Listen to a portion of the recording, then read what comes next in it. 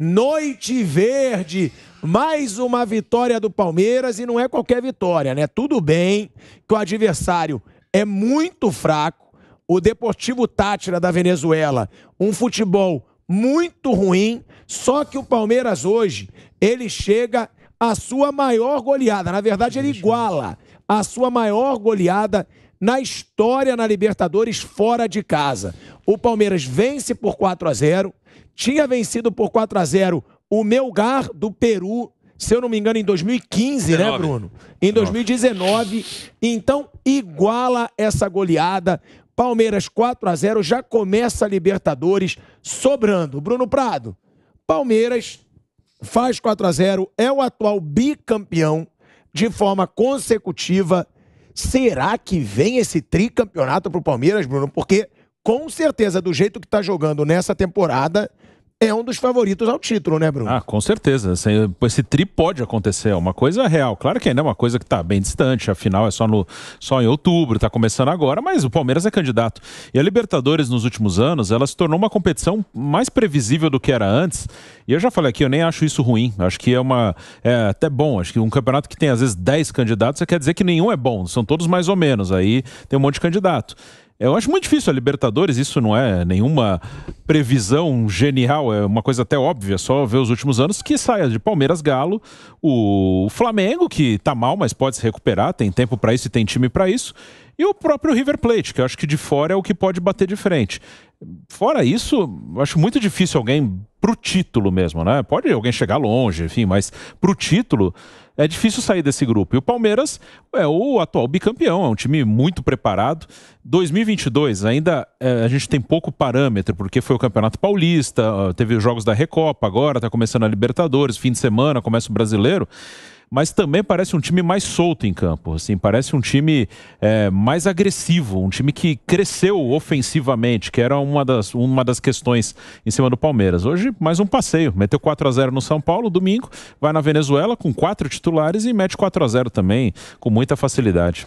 Realmente, né, porque eu mesmo já critiquei várias vezes aqui o Abel Ferreira, no ano passado, no ano retrasado, por ter um futebol defensivo, muitas vezes não criar muitas chances de gols.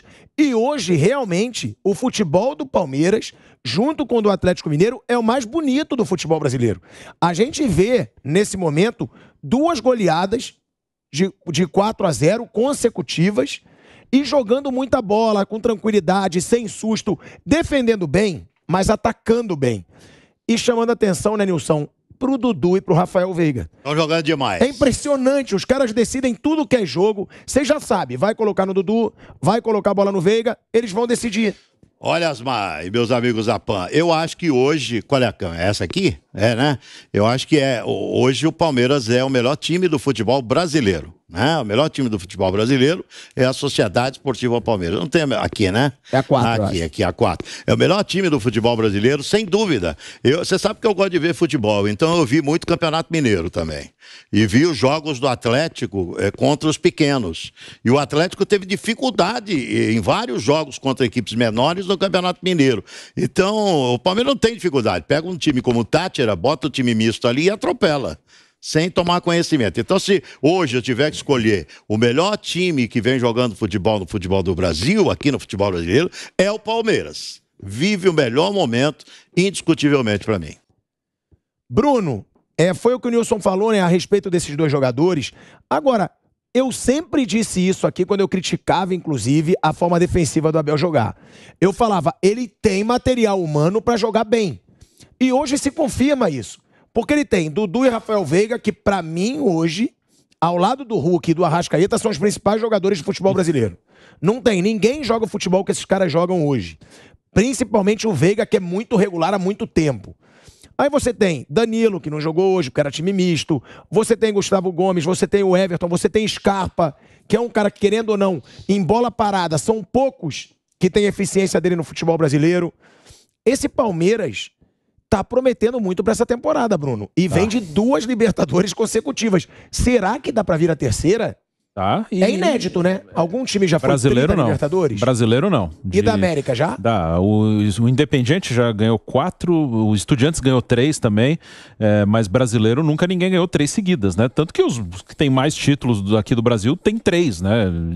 Divididas. O São Paulo foi bi 92, 93 e perdeu a final de 94 pro Vélez, né? Acho que foi o que chegou mais perto, né? Ganhou 2 e foi vice na terceira.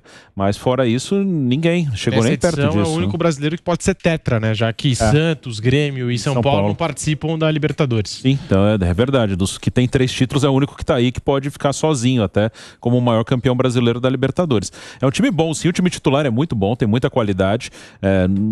Os reservas, em algum momento no campeonato, hoje foi muito tranquilo, mas no Campeonato Paulista, em alguns jogos, o Abel colocou um time inteiro reserva e o time não foi tão bem.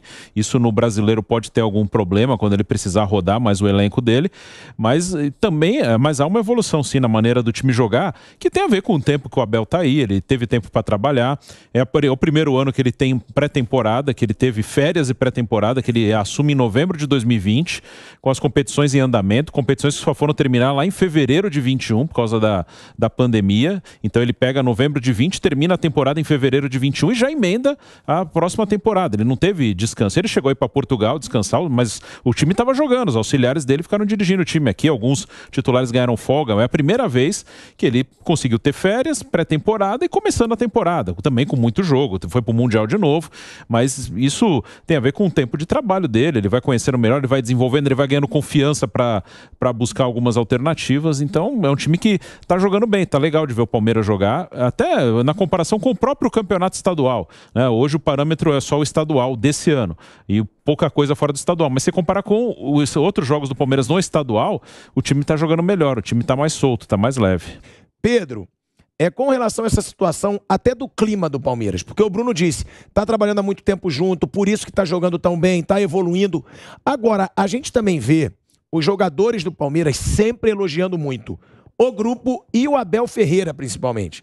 Eles falam, cara, o Abel é um cara que soube fazer o clima do nosso grupo. Isso também é fundamental para esse time do Palmeiras, porque além de você ter um timaço e um time entrosado, você tem um clima leve. E você vendo o Flamengo hoje, você vê que um clima pesado atrapalha muito dentro do campo.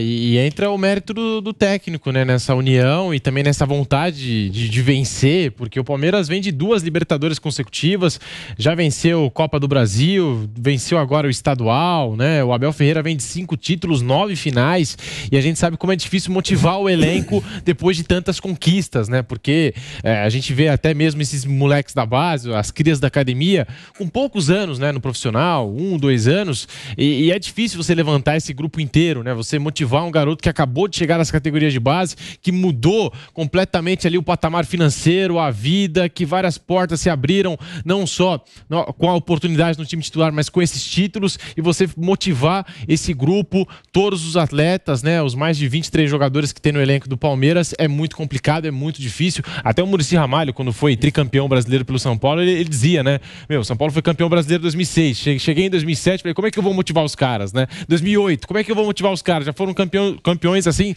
2 vezes consecutivas, então é muito complicado, é muito difícil, e a gente vê essa união, por exemplo, na final agora do Paulista, em que o Palmeiras levanta a taça e o Gabriel Veron, ele responde nas redes sociais o Patrick de Paula, eles são 2 companheiros, né, acabaram subindo juntos pro profissional, e o Veron ainda vai ali na rede social, tira um sarro do Patrick, cobra uma explicação dele, pô cara, por que você falou isso aí, por que você escreveu isso? Então esse grupo tá unido, tá fechado, e mais um ano a gente vê, né, essa vontade do Palmeiras em vencer, em continuar vencendo, e isso se deve, acho que muito pelo Everton, pelo Gustavo Gomes, pelas lideranças também do vestiário, não só o Abel Ferreira, acho que é um conjunto, né, o Abel e algumas lideranças. Eu vejo o Veiga também muito próximo ali do Abel Ferreira, então é esse conjunto de fatores que faz aí um Palmeiras vencedor.